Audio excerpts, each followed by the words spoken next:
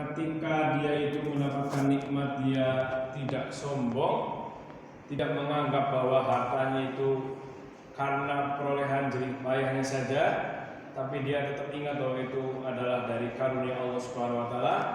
Dan begitu pun ketika dia mendapatkan musibah, dia tidak lantas menyalahkan takdir Allah Subhanahu wa taala. Senang ataupun dalam keadaan susah, dia sukunul qalbi, hatinya tetap tidak berubah, tetap terpaut kepada Allah Subhanahu wa taala.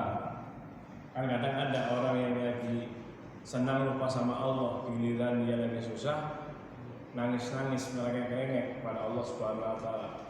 Lagi susah rajin sholat, lagi ada masalah mau sholat, tapi giliran masalah selesai lupa lagi. Nah, itu berarti belum ridho. Menurut Imam Ruwais, ridho itu adalah menghadapkan seluruh hukum yang diterima itu dengan perasaan gembira.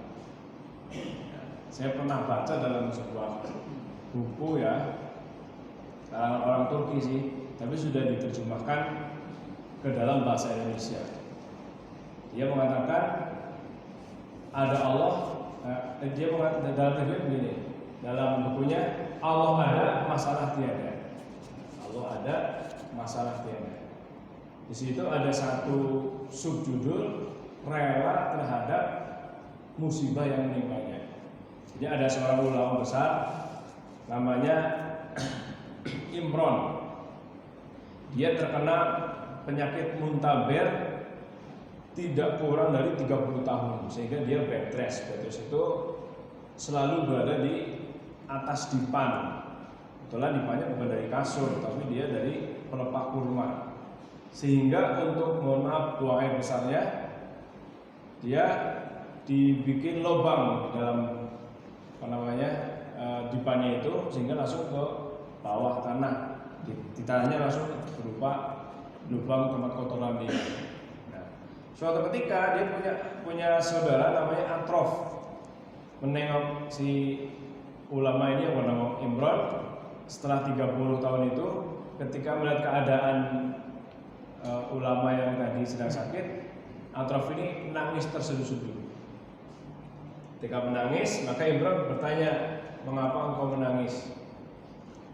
Ya, lalu dijawab kan, saya menangis sedih kepada Anda ini.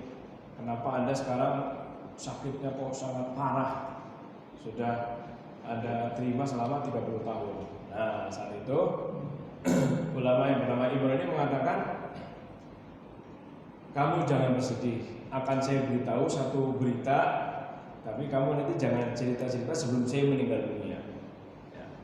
Ketahuilah bahwa suatu ketika malaikat telah datang kepadaku. Malaikat itu mengucapkan salam kepadaku, sehingga dengan ucapan salam malaikat kepadaku itulah menjadi diriku tenang sama sekali, sehingga tidak pernah merasa susah ketika tertimpa musibah walaupun sudah sampai 30 tahun. Ini Pak, jadi ada orang tertentu dia terkena musibah terus, tapi karena dia nggak pernah mengeluh, dia mendapatkan kenikmatan yang tidak pernah diberikan kepada orang lain. Itu salah satunya, didatangi oleh malaikat, tapi bukan berarti untuk dicabut nyawa ya, bisa berbincang-bincang dengan malaikat. Kebetulan dia adalah seorang ulama. Dengan demikian, karena dia ridho terhadap musibah yang menimpanya selama 30 tahun. Itu yang ketiga, bahwa obat hatinya adalah ridho. Wastahiqu aidzalikal majmu'u fil faqri wa tawadu'i wa taubati wa ridha biminjaril qanaati. Bil qanaati as-sabihati bil mudaqqati. Qala ba'duhum al qanaatu tarkut tasawufi ilal mafqudi wal istighna'i bil mawjudi. Wa qala Abu Sulaiman ad-Darani al-qana'atu minar ridha bi manzilatil war'i minaz zuhdi. Fa qana'atu awwalur ridha wal war'u awwaluz zuhdi.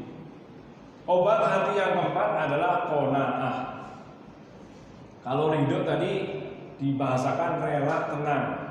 Kalau qana'ah itu kalau menerima takdir Allah Subhanahu wa taala. Hampir sama. Qanaah itu artinya menerima apa adanya. Kalau ridho tadi senang, jadi ya lebih tinggi lah daripada qanaah. Kalau qanaah ini menerima apa adanya. Kalau dalam bahasa gampangnya. Nah, di sini disebutkan apabila hati kita ingin suci bersih dari kotoran-kotoran hati, maka antara kesederhanaan, antara rendah hati dan taubat serta ridho itu harus digabungkan menjadi satu kata, yaitu qanaah. Digabungin tuh antara rendah hati, tawadu, taubat dan ridho digabungkan dengan qanaah. Menurut sebagian ulama, qanaah adalah tarkut tasawufi ilal mafqudi wal istighna'u bil mawjudi. Jadi meninggalkan sesuatu yang sudah terluput darinya dan dia menganggap cukup apa yang ada dalam dirinya. Maksudnya kalau dia punya sesuatu itu hilang, maka orang yang qanaah ya sudahlah, namanya juga sudah hilang, mau bagaimana lagi? Tidak terlalu membuat hati menjadi resah. Terus apabila dia menginginkan sesuatu, berusaha sungguh-sungguh maksimal dan optimal, tetapi yang diinginkannya tidak kunjung dia dapatkan, ya sudahlah, saya sudah berusaha sungguh-sungguh. Kalau memang belum dapat, memang ini sudah takdir Allah Subhanahu wa taala. Jadi ketika ada sesuatu yang hilang dari dirinya, dia akan kecewa. Begitupun apabila dia mengingat sesuatu belum juga dia dapatkan, dia juga tidak kecewa. Itu namanya tarkut tasawufi ilal mafqudi waridau ay wal istighna'u bil mawjudi. Apa yang ada dia terima, yang belum ada atau yang hilang dari dirinya dia tidak terlalu kecewa. Itu menurut sebagian ulama. Nah, menurut Abu Sulaiman Ad-Darani yang dimaksud qanaah adalah al-qanaatu minar ridho bi manzilatil wara'i minaz zuhdi. Fal qanaatu awwalur ridho wal wara'u awwaluz zuhdi. Jadi kalau qanaah dikaitkan dengan ridho, itu adalah seperti halnya orang yang wirahi dari zuhud. Jadi intinya qanaah, kalau qanaah terus menerus dia menjadi orang yang ridho. Kalau orang wirahi, waro terus menerus dia akan menjadi zuhud. Kalau waro atau wirahi itu adalah meninggalkan sesuatu yang tidak berguna. Kalau zuhud meninggalkan dunia sama sekali dalam hatinya. Maka disebutkan di sini qanaah itu permulaan daripada ridho, sebagaimana warok permulaan daripada zuhud. Nah, ini memang akhlak-akhlak yang sangat terpuji, yang memang perlu definisi-definisi yang pas. Ya. Nih, selanjutnya waj'alhu ayil madhkuru minal qanaati wa ma qablaha fi qadarit tuqa. Qala Abu Abdullah Ar-Rawzabadi at-taqwa mujanabatu ma yub'iduka 'anillah. Wa qala Ibnu Atha lit-taqa dhahirun wa batinun fa dhahiruhu muhafadhatul hududi wa batinuhu an-niyyatu wal ikhlas. Jadi yang kelima obat hati yang dari yang 10 itu adalah bertakwa kepada Allah Subhanahu wa ta'ala. Tadi kan sederhana dan tawadu yang pertama, taubat yang kedua, ridho yang ketiga, terus qanaah yang keempat. Nah, yang kelima adalah takwa. Waj'alhu ayyadhkuru minal qanaati wa ma qablaha fi qadarit tuqa. Jadikanlah qanaah dan yang sebelumnya, yaitu sederhana, tawadu, taubat dan ridho itu adalah di dalam satu kata, yaitu takwa. Menurut Abu Abdullah Ar-Rawzabadi, takwa adalah mujanabatu ma yub'iduka 'anillah.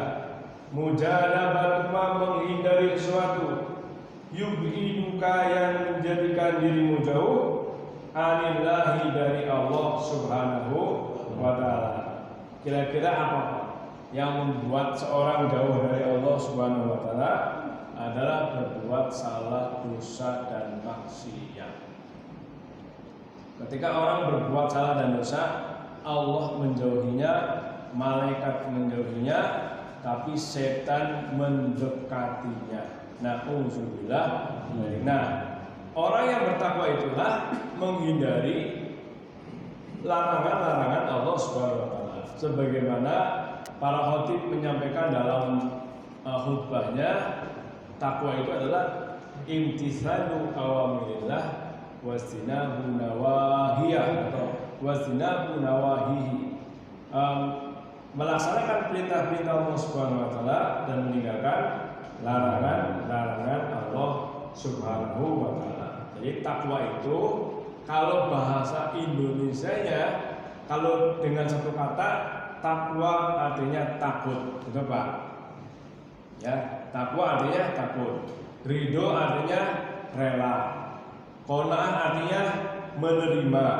Tobat artinya kembali. Tawadu artinya rendah hati.